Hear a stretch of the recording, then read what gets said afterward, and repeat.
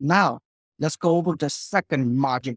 As you can see right here in the upper right-hand corner, capitalization rate. As of my understanding is your net operating income divided by the purchase price. I know I'm being very technical on this.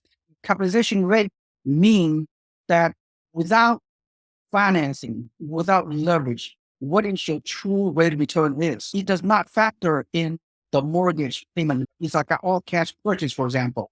So it's a pure net operating income divided by the purchase price. I'm going to go to the example, right? On a historical basis, capitalization rate, one would assume it comes from a commercial property, right? Right. What's the cap rate on this multi-unit? What's the cap rate on this 100-unit building? What's the cap rate on this industrial building, right? In the past, that's how people use this type of cap rate.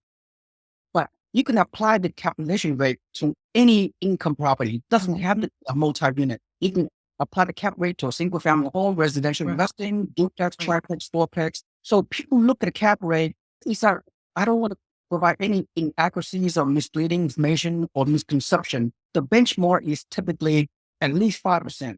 When you achieve capitalization rate of at least 5%, on top of that, if you use the leverage you're purchasing an income property, like 25% down payment, whatever, the benchmark is 5%. So therefore, capitalization rate is net operating income divided by purchase price. So let's go over that. Net operating income is your goals rent minus your debt obligations, taxes, insurance, property management, state, maintenance, upkeep, vacancy factor, goals rent. Again, you're not deducting the mortgage payment you're paying on financing. Right. So at the end of the day, then you calculate the monthly debt obligations, then you multiply by 12 months. So it's annual debt operating income, annual debt obligation divided by the purchase price. It's your net operating income. That's 16,420 in the top right. 16,420 divided by the purchase price. It's going to give you a percentage.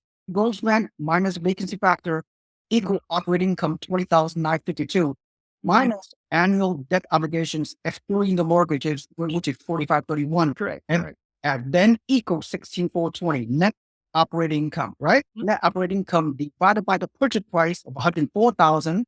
That's right. Equal a capitalization rate of 15.8%. When you buy a cash flow property in the Midwest market, you want a capitalization rate as high as possible. That's your determining factor. Absolutely. When I was first doing it, because of the area and there was a high cash flow, I gave myself a minimum threshold of 8%, which I think is realistic in that area. But again, if you're looking at different areas, like maybe Florida, Texas, other places, the 5% benchmark might be a little bit better. Exactly. But again, it's the value, the property price is so low, and then you're getting this high 1% rule or the high rent to value rules. It does work out that your cap rate is a little bit higher than maybe in some areas. Exactly. To your point, Julie, when you buy the Midwest market, such in this example, this actual cap rate is off the chart, 15.8%.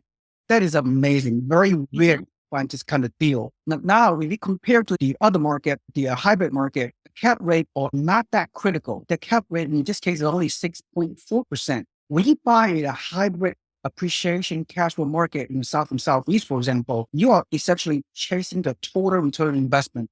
And I'll do that momentarily. But cap rate of 6.4%, it exceeds the 5% cap rate benchmark. Correct. So this is fine.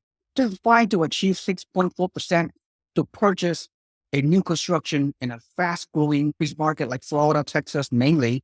In my opinion, that is the purchase when all the numbers make sense. So when you buy, as in this case, Florida, Texas, whatever, you're chasing a little bit of cash flow, but more so the appreciation potential down the road. Absolutely. That equals total return on investment. Okay. So don't worry, investors out there, if you look at this kind of property, it is what it is. And the rent try to catch up to the rising prices. That's the advantage of that type of area, Florida, Texas. You're going to get that increase in value, building your equity. And again, depending on what your strategy is, like we looked at more long-term buy and hold, which is great for that Niagara Falls, Buffalo area. But some people want to go in and make a little bit of money on the equity. If that's your strategy, those areas would be great. But like I said, ours was buy and hold. So what we did made perfect sense. Julie, it's not a right or wrong answer. We're not Right. telling people to just to buy for cap rate or just to buy with value ratio. We're not asking people to ignore the low cash flow in the hybrid market. Each individual investor have their own goals and objective. You have to balance what's right for you. What is your I call it, Julie, I call it buy box. What is your buy box as an investor? Exactly. Should you buy 2 or 3, 4 properties in the Midwest market where you can get high rent value ratio or cap rate? Or should you buy mainly in the higher price point, in the higher appreciation market, little bit of cash flow in the South and Southeast, so depending on your goal, some people buy some in the Midwest market, some in the hybrid market in the South and Southeast, just to diversify their investment geographically speaking. Each market is different. Each investment strategy is different. Julie, you're speaking on behalf of investors out there.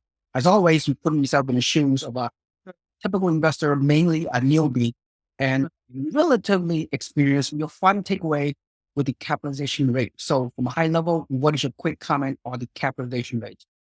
My general rule of thumb was a little bit around 8% based on the area.